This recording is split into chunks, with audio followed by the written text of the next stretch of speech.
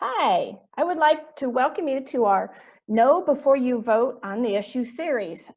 Today we will be discussing voter engagement before and after the elections. My name is Mary Call and I am an organizer with Sue Dinsdale at Iowa Citizens Action Network. And today we are lucky to have Representative Raz Smith from the Waterloo area, Blackhawk County, but mainly Waterloo and the surrounding area. And today, he's going to be discussing staying involved in your local government before the elections, during the elections, and once the elections are over, and how important it is that we still remain engaged. So take it away, Representative Smith. Thank you so much, Mary, for having me, and Sue, thank you so much for inviting me to be a part of this. I'm really excited, and I think, the topic of civic engagements really is one that really interests me. In my 4 years in the legislature, I've seen some really unique things, but none more of a catalyst than when people get involved. And typically, historically, what we see is there's this build up during the caucus period in Iowa. There's this build up, there's ramp up during the general election. Then, like on November 4th and 5th, there's this relaxation moment. And we slowly see build up per issue. What we rarely see is a general engagement of every demographic, every group that stays engaged and focused during the legislative process. And that's really I think something I'm passionate about is talking to people about how staying involved in your local elections and what's happening at the state legislature just as vehemently, just as with the same activism mindset or advocacy mindset as you do other times. Because while the general election makes a difference, if we don't advocate for the policies that we push for, if we don't advocate for the things that really drove us to the polls or drove us to fill out that absentee ballot, then we're not holding elected officials accountable. And I know accountability is a word that gets thrown around a lot, but as an elected official, I can tell you that when people come to the Capitol and they're vehement and they are emotional and they're excited about a topic, we know how serious they are.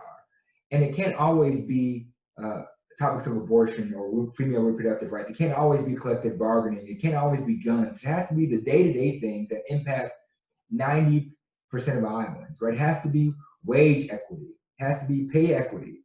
It has to be the food bank bill that we can't get passed that gives food banks, makes their equipment tax-free so that way they can use that $250,000 in savings to feed over 1 million Iowans, which would almost by default erode or eradicate food insecurity in our state, right? They could feed 1/3 of our population with $250,000 if we're able to make them tax exempt when it comes to buying, their forklifts and things that they need to do their business. And those are issues that the general public typically doesn't advocate for because they don't know about. But also there is this election letdown, and that speaks to two things. One, as elected officials, as campaign strategists, we have to do a better job of making sure we keep people engaged 12 months out of the year. There's no days off. There's no days off when we're trying to create a better society for everybody. So we have to be involved and engaged on every topic all the time. And it sounds exhausting, and it is, but it's also extremely fruitful. And it's fruitful because when you bring a topic to the legislature, you bring a topic to your legislator, even on off days, you plant a seed of something that we take with us to the Capitol. And, as somebody who loves agriculture, my in-laws farm and me and my wife farm out there as well, what we find is that if you plant too many seeds in one spot at one time, you choke each other out. But when we go down that row and we're planting strawberry plants, every foot we have a much better harvest because we've done our due diligence over the course of time, as opposed to trying to acutely throw everything in at one time. And that's what I think people need to understand, that we're constantly planting seeds and we can't all rush every issue at one time when it's important. It's a constant fight all the time. You're reminding me of some things I've seen at the State House, and I've been there. And one of them is, there was a gal that would come every year very persistently about being adopted and getting your original birth certificate, your real birth certificate, to find out your physical health history. Yes. And she persisted. She just every year, I mean, for like 4 or 5 years, I think. And I think it passed this year, or it was close to it. And then the session got shut down. So, you know, you brought up a really important point that a lot of our legislation comes from the people and from the state of Iowa, Yes. and how it affects them and how it affects our lives. And I think it's important for people to realize that, hey, this doesn't work, or hey, I have an idea. And then they could just go to the representative to see off season, you know, when you're not in session. And yeah, so I think that's incredibly important. Well, you know, and it's really like I think as elected officials and leaders in the state, we have to be better at modeling behavior. Right, people are doing what they've been shown, and it's been really transparent to me as somebody who's working on campaign strategy for the state. And what I see is this: since COVID's hit, right, we're campaigning very differently, and there's almost this I don't want to say helplessness, but people are looking for so much direction at a time when there is so much freedom. Now, as you know, Mary, from being at the Capitol, I don't really love rules that much. I don't either. I like to do things I don't either. differently, right? But like I love the freedom to do what you want, do what you feel is necessary. But there is this weird disconnect right now where people are seeking a lot of guidance, and instead of giving all that guidance, what we're giving is freedom. Do what you know works for your community. Advocate and organize however is effective. Right? COVID has given us this blank slate, and it's like, make it what you will. You know, it's like my 3-year-old in finger painting. It doesn't matter if I say make a sun or a smiley face, she's gonna do what she wants. And typically her best work comes from me giving her that freedom. Now, anytime we put those restrictions and those guidelines, people then will always funnel themselves a little bit tighter than you give, as opposed to shaking some of that off. And what we need is a general public, our citizens, who are empowered to advocate, who are empowered to make change, who are empowered to be creative and innovative in a time where that's what is demanding. You know, politics right now demands innovation to get a point across. And I think that's extremely powerful when people know they have the support of their legislators to do that. And as leaders of the state, we have to be better about making sure that manifests itself in people. Because right now we're uncomfortable with the things that we're unfamiliar with. And I can tell you, if we do our job right, we should be in a constant state of being uncomfortable, but we should also be making constant gains because we're stretching ourselves. Wow, constant. Yeah, I like that. The constant being uncomfortable. And I also do a lot of stuff with Indivisible, and that's how I got involved. And, you know, it's our house, it's the people's house. And I have reminded a couple of legislators a couple of times about that when they weren't very excited to talk to me or see me. Not that they needed to wag their tail, but I at least wanted 5 minutes of their attention.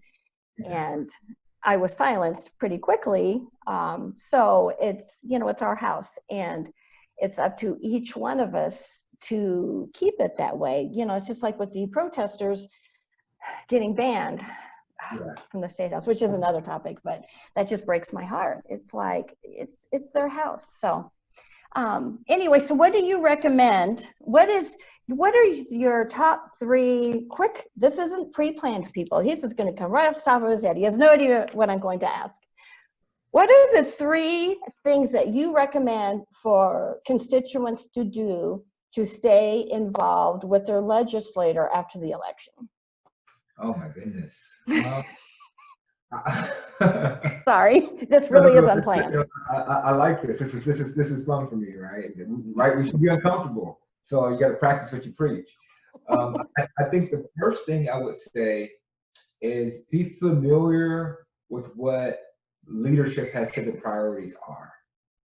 And that means doing some homework, right? That means it's a two-way street. So as much as legislators and elected officials have to be held beholden to the people have to be informed about the promises of those that they elected to hold them accountable. So I would say, one, understand what that platform has been. If they're talking about minimum wage and raising that to $10 or $15 an hour, which 15 is more realistic, more like living wage, that's what we should be aiming for. But if you come in January and you hear the speeches on day one or that first week from the majority leader, whichever party that is, and hopefully in the Iowa House it's Democrats. I'm biased to that. But when that happens, and you don't see any legislation following that, we should be at the Capitol not happy about it, right? And then secondly, we should look at how we're doing business. When there's pieces of legislation that's important, where are we holding those meetings? Are they being held in overflow? Or are they being held in the Supreme Court chambers? Or people should know that we can actually hold some of these public hearings in the legislative chambers, in the House. So if we need 300 people there and they have questions, we got all night, and we should be beholden to the people to sit there all night and listen to your input. Those are things that we can do, so the public needs to be informed about, how much latitude there is or what the guidelines are. And then lastly, I would say, when people want to be effective, use your stories. Come in groups and use your stories. Tell personal stories. Use names of folks that we may know, but make sure you do use a name whenever appropriate. Obviously, we want to be aware of HIPAA and not putting anybody out there that's not okay with that. But utilize these personal stories, because at the end of the day, empathy makes a difference. If I can empathize with you, if I can be in your shoes, even if only for that 5 minutes, that makes a difference, because maybe your story is one that's similar to what I'm going through with my daughter or with my wife or a cousin or a loved one. And if that's what it takes to hit home, that's what it takes, and that's what's important, and we know that's effective. Okay, well, thank you so much. This has been very informative, and we will definitely have you back to do some more. This was really good. Thank you. I'm excited. I appreciate the time. I look forward to doing this again soon. Thank you.